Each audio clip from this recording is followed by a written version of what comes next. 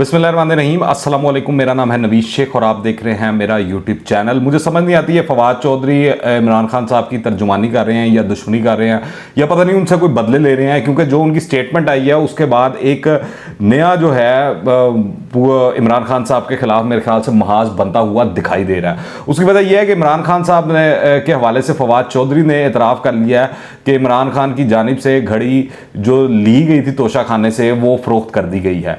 अब जो सवालात हैं वो बड़े अहम है। वो ये है कि जो सवाल उठाए जा रहे हैं वो ये नहीं है कि आपने घड़ी तोशा खाने से ले ली, वो ये है कि आपने कितने में ली और आगे कितने में बेच दी। अब ये जो कहानियां हैं ये जो सामने आ रही हैं खुल खुल कर, इसके बाद इमरान खान साहब के वो जो सादिक और अमीन होने की कहानियां थी उसके ऊपर बहुत बड़े सवालिया निशान लग चुके हैं।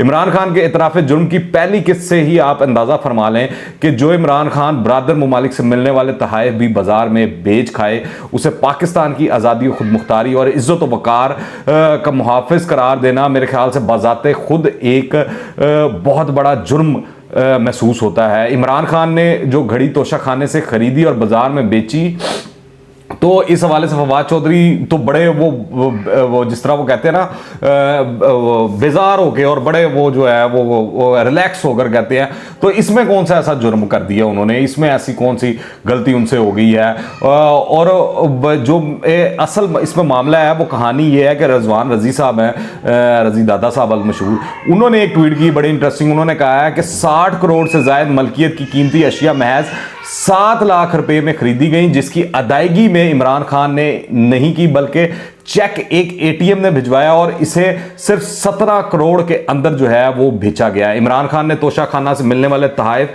14 करोड़ रुपए में दुबई के अंदर बेचे, ये शहबाज शरीफ साहब ने कहा है। और ये उन्होंने कल कहा था, कल जब वज़ीर आज़म हाउस में सीनियर सहाफ़ियों के एजाज़ में अफ्तार डिनर दिया गया था, तो वहां पर शहबाज शरीफ साहब ने इस चीज़ का इंकशाफ किया कि इमरान खान ने तोशा खाने से तहाइफ लेकर बैरून मुल्क जो है वो फ़रोख्त किए हैं। और इमरान खान ने ये तहाइफ 14 करोड़ रुपए के अंदर दुबई के अंदर फ़रोख्त किए हैं और कीमती तहाइफ के अंदर डायमंड ज्वेलरी थी, ब्रेसलेट था, घड़ियाँ थी और वो जो हार सेट वगैरह जो हैं वो भी शामिल थे।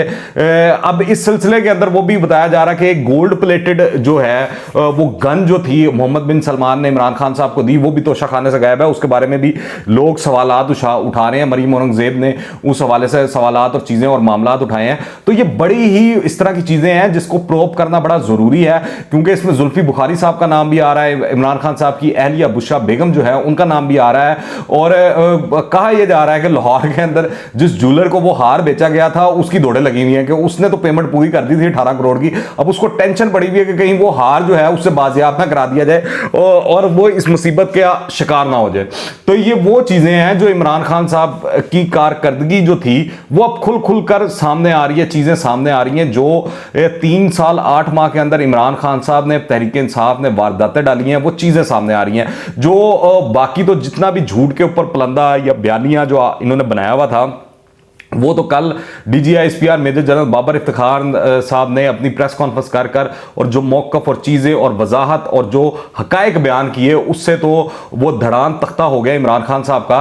पर फिर भी मैंने देखा कि कल से लेकर अब तक जो तहरीक इंसाफ है उसने इसके अंदर से भी एक नया बयानिया निकाल लिया, उसने इसके अंदर से भी एक नया राग अलाप लिया है और वो ढिंढोरा पीट रहे हैं कि साजिश नहीं हुई है, मुदाखलत हुई है। अब वो साजिश और मुदाखलत के ऊपर वो जो है अवाम कंफ्यूज कर रहे हैं, अपने वोटर्स को कंफ्यूज कर रहे हैं, अपने सपोर्टर्स को गुमराह कर रहे हैं। हालांकि इस तरह की कोई चीज़ नहीं है, कोई हकीकत नहीं है। अगर इतने बड़े अदारे से इतने बड़े लेवल के ऊपर आपकी तरदीद आ जाए तो उसके बाद आपको खुद शर्मिंदा हो जाना चाहिए। पर इमरान खान साहब में वो वाला एलिमेंट मेरे ख्याल से मौजूद नहीं है।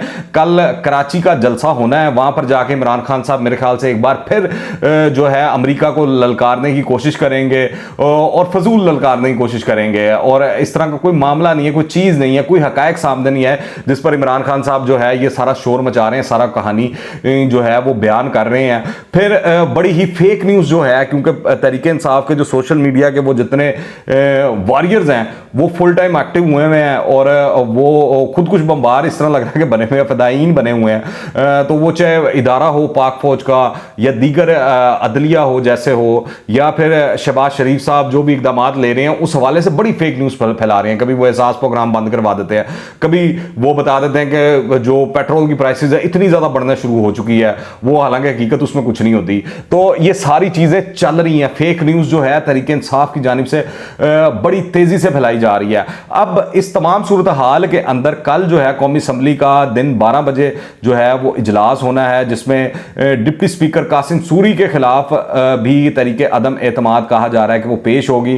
फिर राजा परवेज अशरफ के हवाले से कहा जा रहा है कि कल वो बिला मुकाबला स्पीकर कौमी असम्बली मुंतखब हो सकते हैं, क्योंकि मुकाबले में अभी तक किसी ने कागजात नामजदगी जमा नहीं करवाए हैं। फिर जो कौमी असम्बली का मामला तो है, दूसरी जानिब पंजाब असम्बली के अंदर डिप्टी स्पीकर जो हैं वो ही इजलास करवाएंगे। आज हाईकोर्ट के ऑर्डर आ गए हैं और इस तरह लगता है कि कल हमजा शहबाज भी जो सीएम पंजाब का तख्त है उसके ऊपर बराजमान हो जाएंगे और परवेज जलाई साहब की छुट्टी हो जाएगी। और मेरे ख्याल से उन्होंने तो कुछ नहीं वो कमाया ना कुछ खटिया, जो है वो तो इमरान खान साहब की पीछे जो है ख्वार हो गए हैं। इमरान खान साहब को तो चलें ठीक है, जो भी है एक पॉलिटिकल स्ट्रगल है, सारा कुछ है, सारे मामला हैं।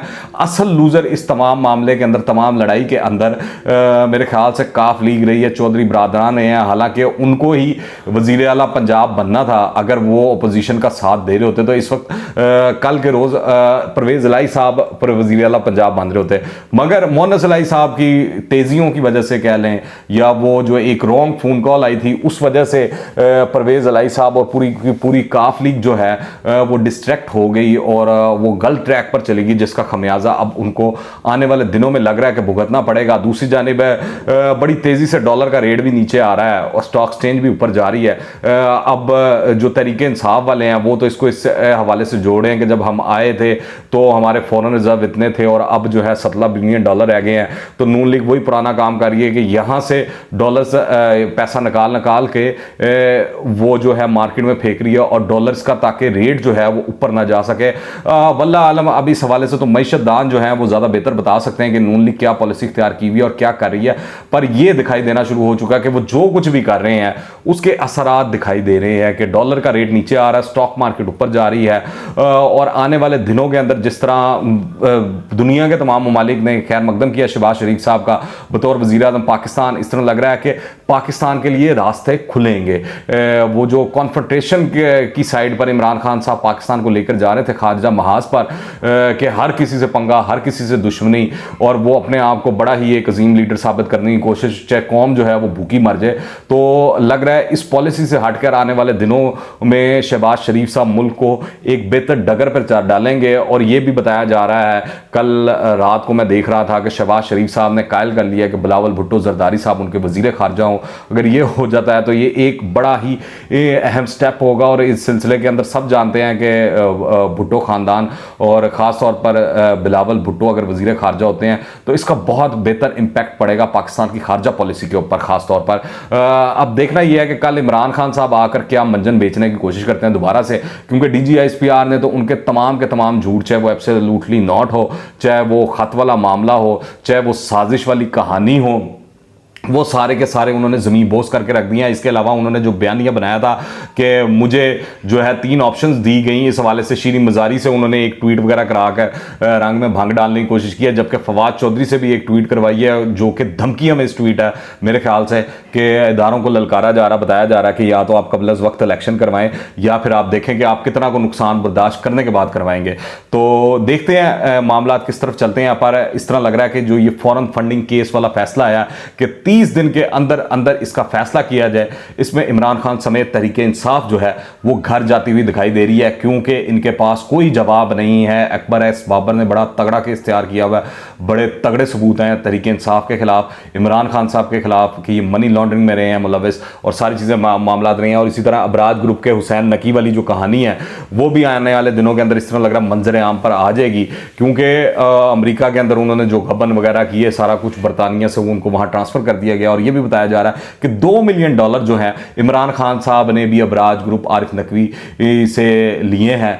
तो अब देखते हैं इमरान खान साहब मनी लॉन्ड्रिंग के अंदर नाम आता है कि नहीं आता। मोहसिन बेग साहब का बहरहाल ये दावा है, तो अगर ये चीज़ें होती हैं तो इस तरह लग रहा है कि आने वाले दिनों में इमरान खान साहब समेत पूरी तरीके इंसाफ के लिए बुरी ही खबरें आ रही हैं। आप इस हवाले से क्या राय रखते हैं नीचे कमेंट्स में लाजमी बताइएगा। दुआ में याद रखें। अंटिल द नेक्स्ट टाइम, अल्लाह हाफिज़।